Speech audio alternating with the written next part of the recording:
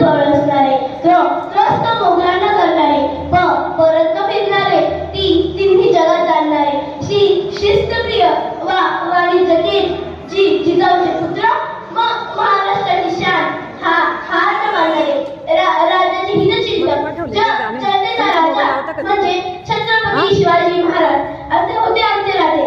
33 कोटी देवांच्या आधी हिंदू स्वराज्याचा दैवत आला.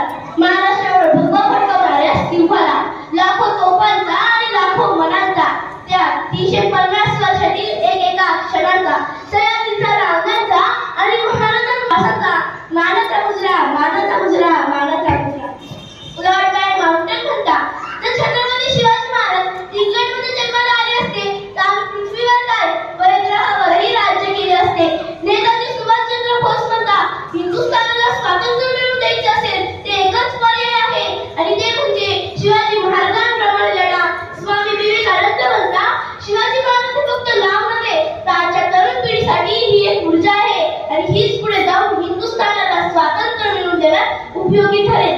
इंग्रज गव्हर्नर म्हणता, जर शिवाजी महाराज अजून 10 वर्ष या जगात राहिले असते तर आम्ही पृथ्वीवर काय. इंग्रज म्हणता, जर शिवाजी महाराज 10 वर्ष या जगात राहिले असती तर आम्हाला या हिंदुस्थानाचा चेहरा सुद्धा पाहता आला नसता.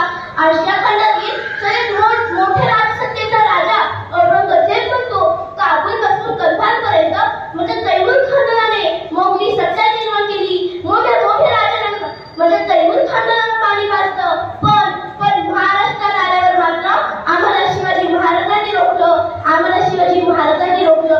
मी माझी सगळी